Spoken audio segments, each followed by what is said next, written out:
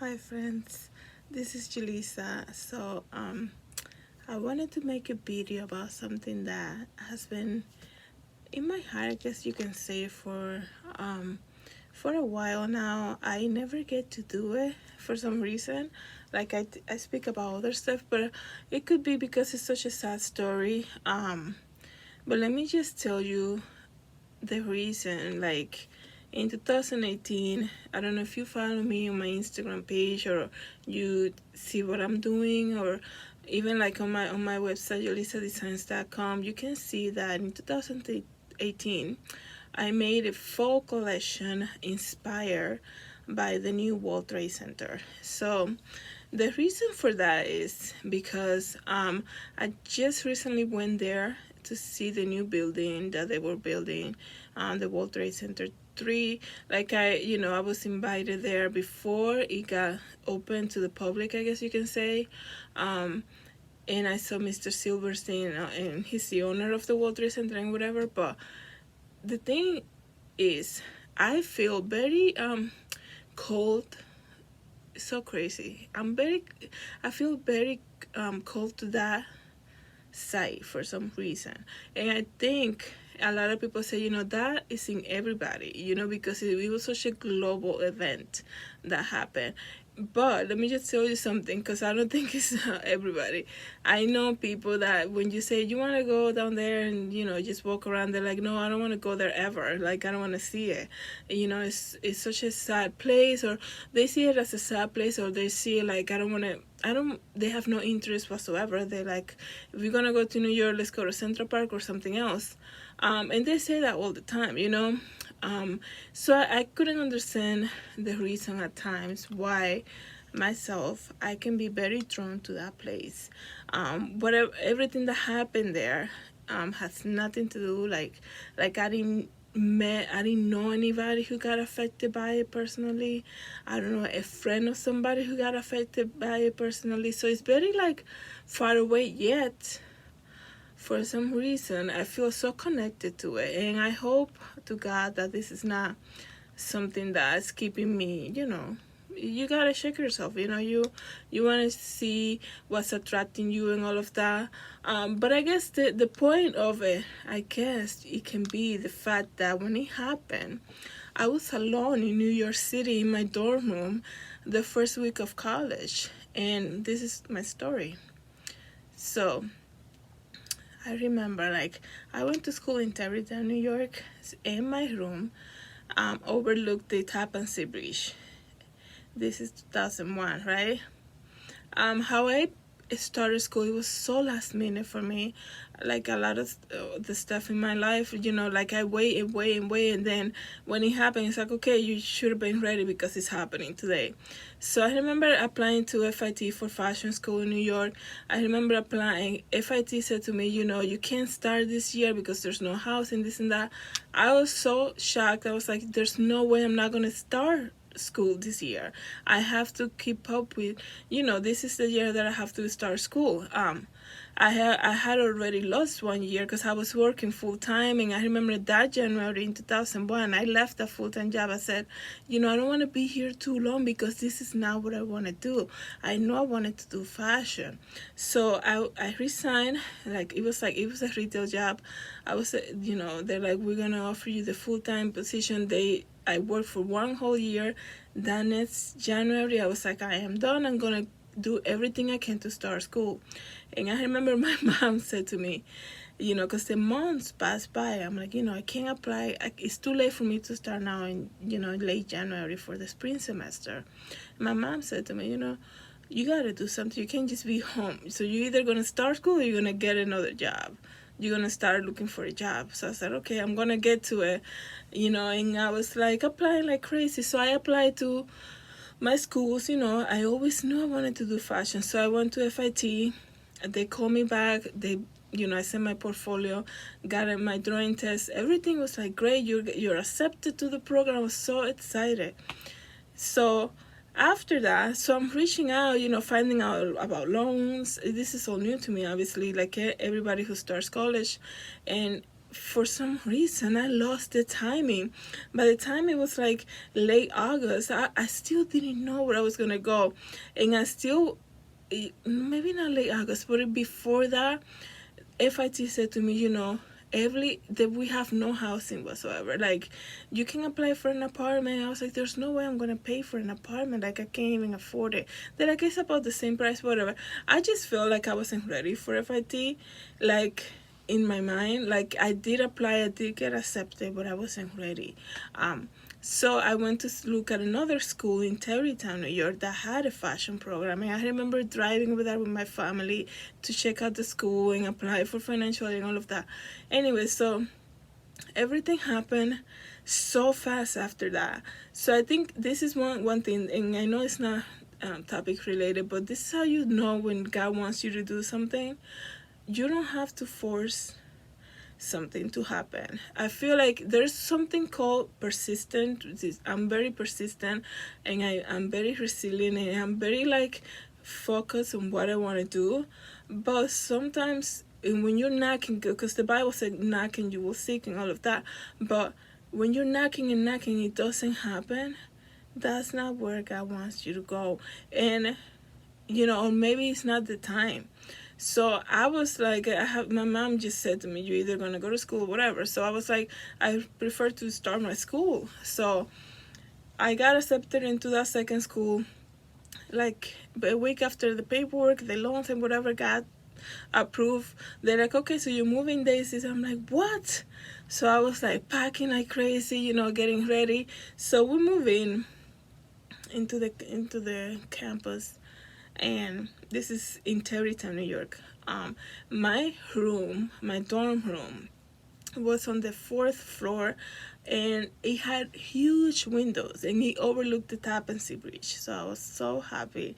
I go in there. It was so weird because, this video became like a story of starting school, but I was so happy. This is what I always wanted to do. Start school for fashion, whatever. So I get there, meet my roommate. Like, I remember driving on a Monday, right? So by the time I go in, like, they already had orientation. Like, she moved like a week before me, so people knew each other. Like, freshman class get to go early, so they do orientations. But I never got to do any of that, and it's horrible because I missed that opportunity to connect with people. So that 4 days happened. So I went to my first set of class. I was so excited, whatever. The week after that, right, and maybe by the end of that week, the first week, my roommate said, my dad said this school is way too expensive. I don't want to have all this debt when I graduate, so I'm not gonna stay. And she left. And I was like, what is happening? Like, why is she leaving? So there I was with a double room all by myself, and I didn't know anybody. Like, I knew my resident advisor just by face, but because she came and introduced herself, they give you the key of the room or whatever. So I didn't know anybody. So that weekend came. What I noticed was, because it's so like close to to where I was in Connecticut, and a lot of the people, I guess, they come from the city to Tarrytown to go to school. They do have a dorm and everything, but weekend comes by and everybody goes back home. So I remember seeing people in the hallways calling on their cell phone, like, man, come pick me up, it's Friday. They're like, what do you mean pick you up? We just drop you off. They're like, no, everybody goes home for the weekend. And I was like, I don't want to stay here by myself, because I didn't know that everything stays the same during the weekend, especially when they had like an international school, besides our college. So I was like calling my sister, can you guys pick me up for the weekend? So that weekend comes, come here to Danbury, then we go back. They drop me off Sunday night. So it's Monday, normal day, going to class, getting IDs, all of that, just being like a first day of college, going through that whole experience, trying to meet people, definitely. So my second day there, which was Tuesday, September 11th, I remember that night, I was like, this is how involved I was in artists and Latin music and Selena and all of that. I was like, I need to wake up super early because they're gonna do the first Latin Grammys and they're gonna announce the nominees. So I remember, I'm like, I have class around, like after lunch, my first class on that Tuesday. So I was like, forget it, I'm gonna wake up early. Like they're gonna announce, like think it was a Telemundo like morning show, and they're like, on Tuesday the 11th, I'm gonna announce the nominees live of the Latin Grammy. So I was like so excited. So I remember putting my alarm, waking up, getting ready, like completely like ready for like to to start my day, but early, even though I had class late, because I'm like, I watched this, go have breakfast at the cafeteria. But I remember specifically, like everybody else who went through this whole thing, who was alive during 9/11, and then I remember opening the shades of my dorm room, and I was like, it's such a beautiful day. I was like, and it was already a little cold in the morning. It was still September. I'm like, wow, like this is like a perfect day because it still feels a little cold during the morning. By noon it gets hot, but it was still so beautiful. So I remember, just sitting there, my remote in hand, my window just overlooking the Tappan Sea Bridge, and I was like, and they're like, okay, next stop, we're gonna give you the live view from Miami. We're gonna they're gonna announce the Latin Grammy nominees, and they went to commercial break. And my TV went dead. I was like, this is not happening. I was so expecting something. I was sitting there expecting to watch something. And I was like, this is not happening. Why is the TV not working now? What is going on? So I remember changing the channels. I'm like, none of the channels are working. Like, are you kidding me? I woke up early for this. And now it's like, I don't even get to see it. I mean, you talk about 2001. It's not like you can go on YouTube or Facebook and watch the live feed. So I remember just being so annoyed. So I'm like, okay, you normally go back to your beginning channels, channel 2, channel 3, whatever. So I went on the early channels, like 3 or 4, and I'm like, I see the picture of the World Trade Center. And the one that everybody saw, the 2 towers, and the one with the big hole in it. I'm like, what is this? Like, and then I'm like, what is there? And I remember reading a couple times WTC plane crash. I'm like, what in the world is a WTC? I was like, and then I read it again. I'm like, WTC plane crash. And I'm like, oh my goodness, it's the World Trade Center. Like, I remember just not getting it the first time because I'm never, like, when it came to the Twin Towers, like, I never referred to them as the World Trade Center. So crazy. Like, before that day, I never did. It was, the Twin Towers for me. It was New York when you see them. Like, I never said WTC World Trade Center. Never knew that was the abbreviation for it. And I remember just being completely shocked. Like, of course, like anybody else. And I remember just sitting in my bed thinking, I am here all alone in this school. I feel like I don't know anybody. Of course, they know who I am and everything because you're registered, but I'm like, and I remember looking out the window, I'm like, such a beautiful day. And this is happening right, like 45 minutes from where I am. And I'm just thinking, probably longer than 45 minutes, but I'm just thinking, maybe this is a sign that shouldn't be here. It was so crazy because I'm like, maybe this is a sign. I don't know what's happening. So immediately I'm like, get on my cell phone. I had a cell phone which was huge too, by the way. It was like longer, but now I know, now they're bigger. So crazy how we go back to old things. But I remember trying to call, I couldn't get anybody. And then, one thing I forgot to mention was that I used to leave, because my room was at the end of the hall, so I used to leave my door open. If I was stressed up and just watching TV, I would leave it open. So a lot of people would come to the end of the hall to get to the windows so they can get service, because it was so bad service back then. And I remember, what's all these people coming by trying to get service and making calls? And the thing, what happened was that the first plane was I think it was the one with the antenna in it, so it affected everybody's service. So, all the girls would pass by and nobody knew me. they were just say hey, or not even say anything. So I came out to the hallway and I was like, they're like, did you see what happened? They're like, I want to go home. I remember seeing one of the girls, so she was in such a panic. She's like, I'm from Pennsylvania, like I want to get out of here, like I'm calling my parents. I said okay. And then like, and I was like, it was just crazy. And then she's like, come and see. And then she's like, she pointed at me and she said, look at this airplane flying by. So we overlooked the Hudson, so we could see the planes from the government just passing by. And then there were like, poof, like you can see them, the Navy or whatever that's called, like they were just flying over our school going towards New York City. And I was like, she's like, those are, like, she told me what it was. She told me exactly like the name of the plane. I guess she knew about it. She's like, I'm getting out of here. This is so serious. Another plane hit the other tower. This is so crazy. I need to get out of here. And then she was just frantic on the phone, just walking back and forth. And I guess you can say like I didn't even by then I didn't really think much about terrorism.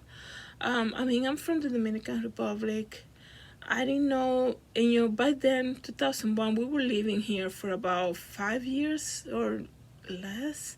So it's not like my age too, was I was younger, so I wasn't really involved into like what was happening. I didn't know anything about Al Qaeda, nothing like that.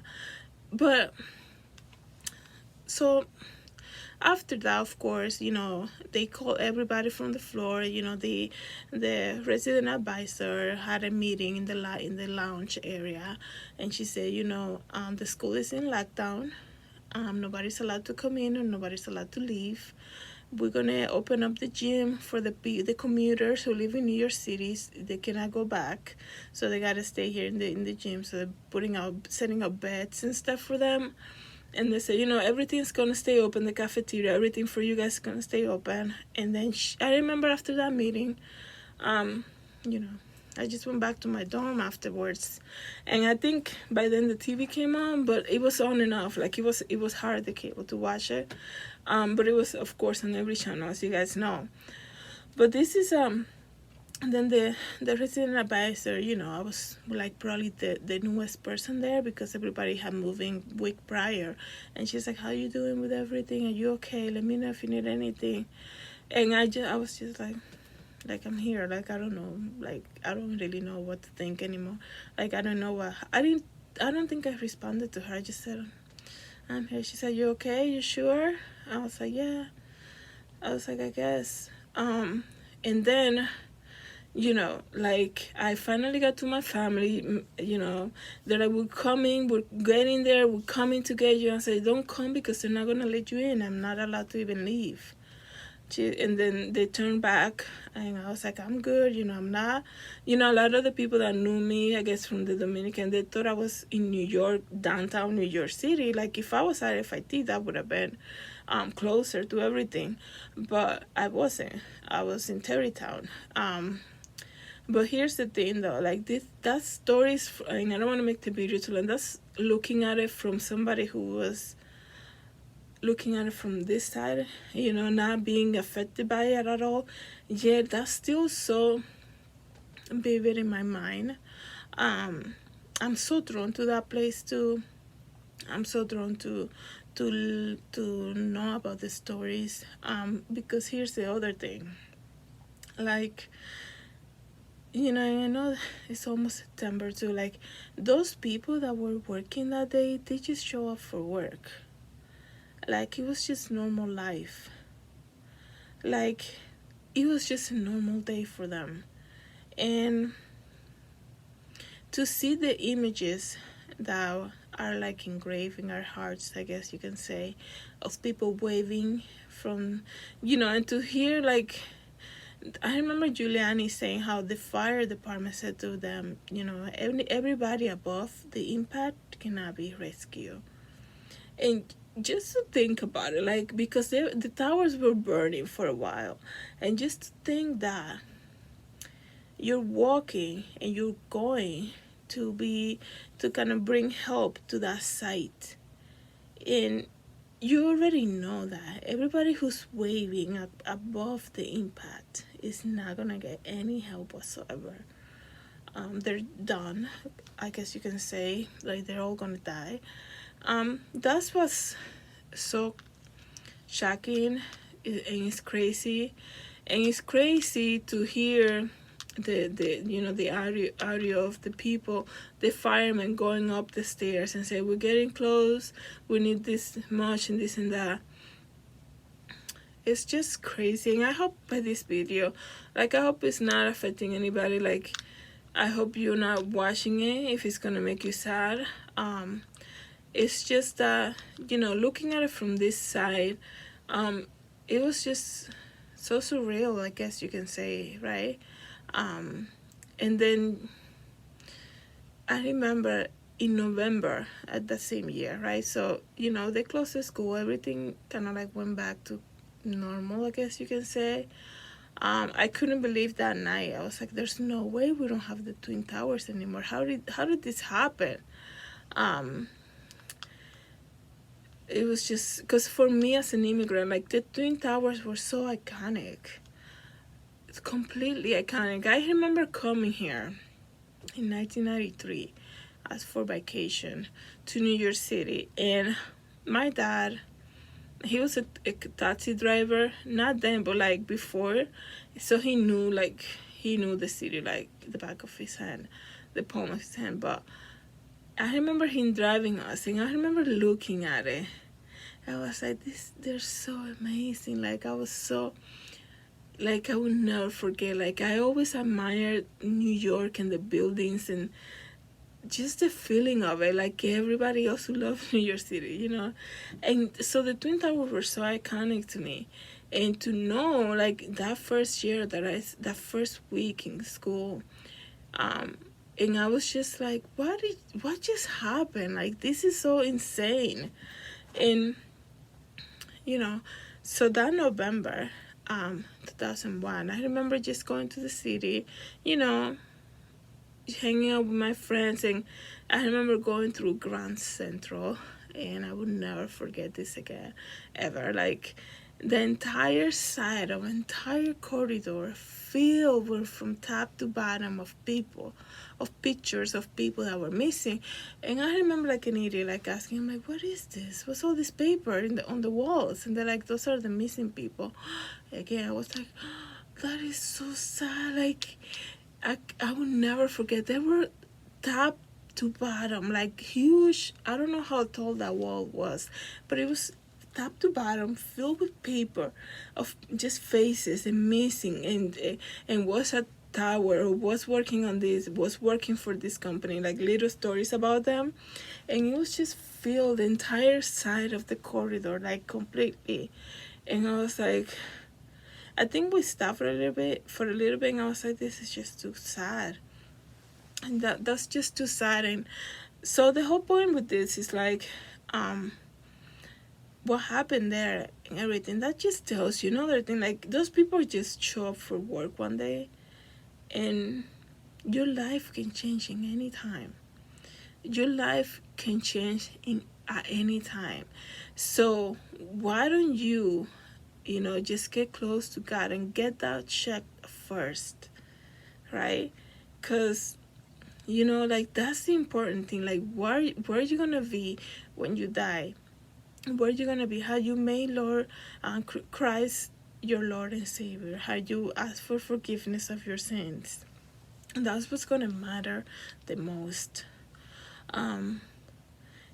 That day I remember just waking up and like being ready to do my thing, and just trying to like get everything on time, getting ready on time, looking over my schedule, what I'm gonna do.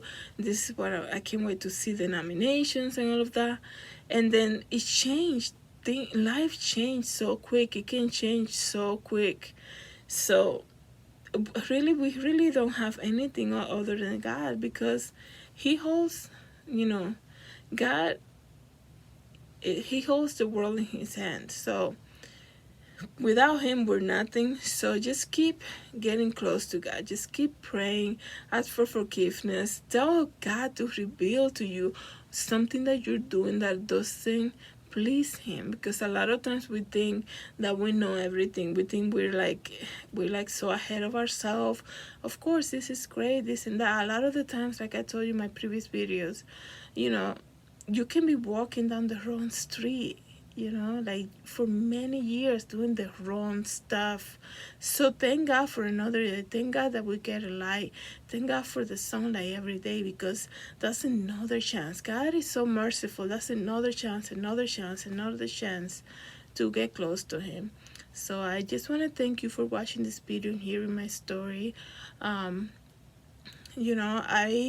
think what they done to the new World Trade Center site, I've been there many times.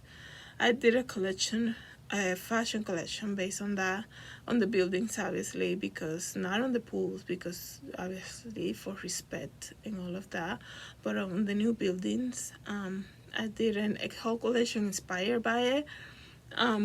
So I think what they did around that area, which is like one of my favorite areas in New York City, as you know, I think what they did is great. I think the art that they have brought in gives us some type of life, and hearing the pools and when the water, it makes it so alive. And I think it's just a reminder that you don't know what tomorrow brings, so you just have to get close to God every day. A lot of the times I'm like getting annoyed about stupid stuff. Like, what matters most in life is where you're gonna end up if you die today. That's what matters the most. I cannot express that enough. Like, you get annoyed if somebody cuts you off when you're driving, or somebody's late for your appointment, or if somebody doesn't call you back or texts you too late and wakes you up. Like, tomorrow you're gonna sleep again. You're gonna make up your sleep time. Like, everything can be fixed except for death and dying. And God, if you die with Jesus, you're gonna open your eyes in front of him. So that is the reward that we have as Christ believers, and having the faith that God save us from eternal fire. So I didn't want to, I just want to be real, guys. I'm not gonna come here and act like a celebrity or tell you like positive great things. God, the positive things of life is that we have the grace of God, and we have eternal salvation through Jesus Christ. So thank you so much for watching this video, and I hope you enjoy it, and I hope you share it, and I hope if you have a comment, you go ahead and leave me a comment. As you know, I'm everywhere at Julissa Designs, and thank you so much, and have a great day. Bye.